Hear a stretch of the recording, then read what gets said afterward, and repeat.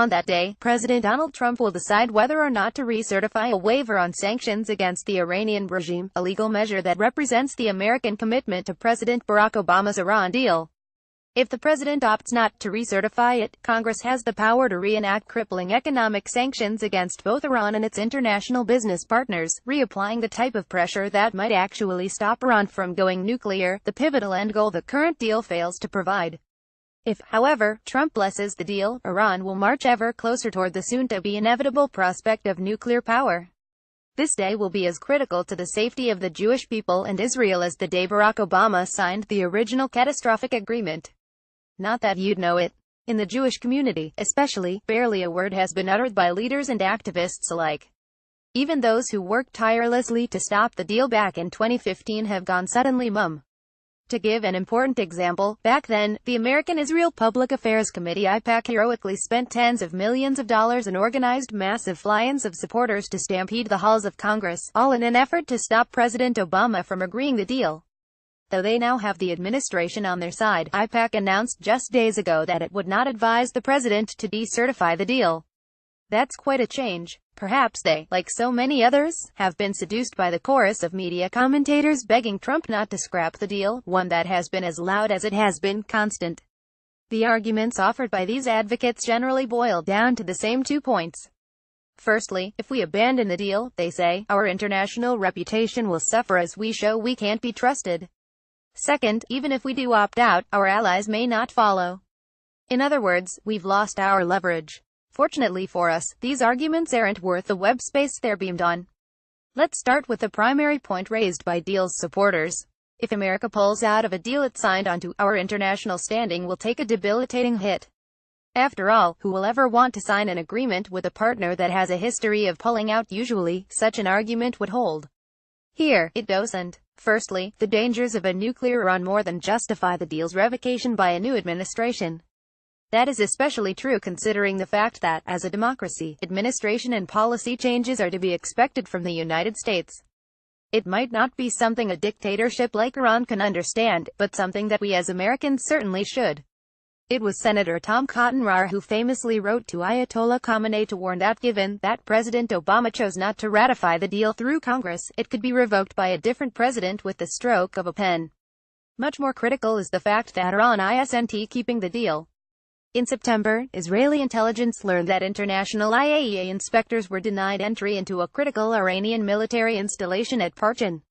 Last week, the Institute for Science and International Security, a conglomerate of leading scientists, released a report demanding that the IAEA gain access to Parchin, an area it said was marked by plenty of evidence of past Iranian nuclear weapons activity, and which most likely houses high-explosive storage bunkers and shock physics laboratories.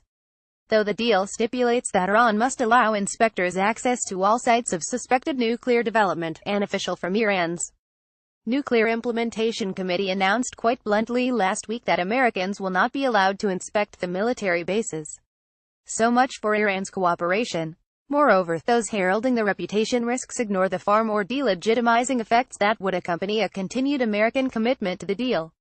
After all, in signing the Iran agreement, America endangered some of its most important regional allies, such as Saudi Arabia, the UAE, Kuwait, Bahrain, and most importantly the State of Israel, all of whom legitimately fear Iranian hegemony in the Middle East. In fact, we are already feeling the effects of the plummeting value of our friendships. Just last week, King Salman of Saudi Arabia made the first-ever royal visit to America's foremost international competitor, Russia's Vladimir Putin. According to The Guardian's diplomatic editor Patrick Wintour, the message was clear. The kingdom is looking to diversify into a wider set of alliances, due no doubt in part to their fears about U.S. reliability. America must stop Iran and restore the faith of our most dependable allies. To continue to prioritize a horrible agreement with a sworn and swindling enemy over decades-old alliances with vital and moral friends like Israel amounts to pure stupidity. Which brings us to another commonly used argument, which is that America can't retreat from the Iran deal because Europe and Asia are making too much money to renege. After all, the other signatories of the Iran agreement have vowed to stand by the deal even if we don't. So long as they refuse to sanction Iran, the rogue regime will maintain the economic capability to produce a nuclear weapon. To this, I respond simply: Russia, China, and Europe will abide by any move we make. The United States, the world's largest economy, boasts a financial system worth a whopping $19 trillion. No major economy will risk losing access to that. Certainly not in exchange for access to Iran's $400 billion economy. Sure, Russia, China, and Europe will threaten non-compliance. But in the end, they'll comply. In fact, as explained by Richard Goldberg, one of the leading architects of congressional sanctions against Iran, that's exactly the pattern. When Senators Mark Kirk-Ril and Bob Menendez DNJ put together a bill imposing crippling sanctions on the National Bank of Iran, a livid Obama administration begged them to withdraw.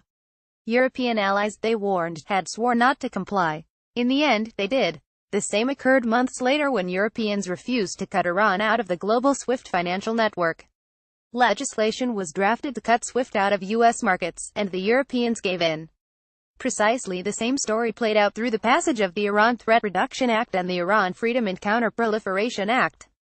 The lesson, as Goldberg wrote in Foreign Policy last week, cry as they might along the way, no European or Asian corporation is going to choose a terrorist regime over access to the U.S. dollar. In short, we as a nation already have the power to stop Iran. Or, to speak President Trump's language, in this instance, America is already great enough. Shmuley, America's Rabbi, whom the Washington Post calls the most famous rabbi in America, is founder of the World Values Network and is the international best-selling author of 31 books, including Judaism for Everyone. Follow him on Twitter at Rabbi shmuley.